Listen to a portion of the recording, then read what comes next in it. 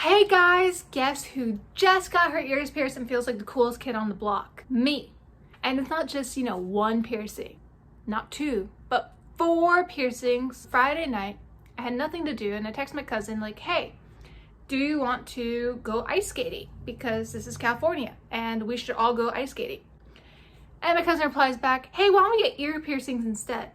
And I'm like, okay. So we went and got our ears pierced instead of going ice skating. I kind of still want to go ice skating, but I knew, when my cousin said ear piercing, I'm like, I want the helix piercing. I've always wanted that since I was in middle school, and all the cool kids in middle school had their cartilage piercing up at the top, and I was a wimp. I was like, I don't want to handle that pain. I'm not good with pain. I don't want to. Why would I wish that upon myself? Who does that? Well, now me, 10 years later. Instead of just the cartilage, why would I just do 1 piercing? If I'm gonna go through the pain, let's do 2. And so in Instagram, I don't know if you've seen it, that one in the middle, the conch, I've really been loving it lately, the minimalist constellation ears. And I was like, you know what, Ariel? YOLO, you just turned 27, do something. Go through your midlife crisis, or quarter life crisis, I guess. It depends when you die. But I was like, okay, let's do it. So we went to a tattoo parlor shop here in San Diego, and we said hey, you know what? Give us 2 piercings. And the guy was really sweet. He was it was a dead night. I mean, I didn't expect no one to be there on the Friday night. And notice when I say Friday night, it really wasn't Friday night. It was Friday at 5. Okay, it wasn't that late, but it was late for me. I'm really easy to convince to do things when split a second. But when you have to start thinking about it, and you start thinking, oh, I don't want to do this anymore. It's not gonna be fun. It's gonna be painful. Why do I want to put my body through this? And all my middle school thoughts came running back to me. You know what? I'm so happy I did it. And the funny thing is, this is how it went down. So we asked what is the most painful part from the rook, not the rook, you're thinking rook, between the conch and between the helix, I think the top part, which one's more painful? And without a hesitation, he just went, the conch is more painful. And so it's okay, let's do that one first. Because obviously when you go through a lot of pain once, the second pain won't feel as much.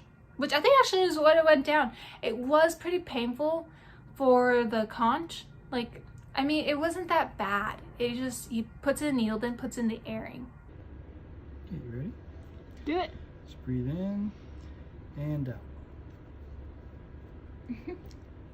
What did that again? I need to push it through. And what was painful was more of the moving around. And that's where it just, gotta be careful, gotta be careful, gotta be careful. That last part was a little bit more painful, I'll be honest. Yeah, right? Literally right now, this is next day. I wanted to tell you guys how I went down with sleeping and showering, but anything can kind of give you a little bit of pain, just moving your ear. And I can't wiggle my ears or anything. I didn't think I actually moved my ears until you realize hey, you're just brushing your hair. Ow! You're brushing your teeth. Ah! I have naturally wavy hair that kind of doesn't know what to do with its life, and so it likes to tangle itself, and right now it's loving to tangle on these guys and cause me pain.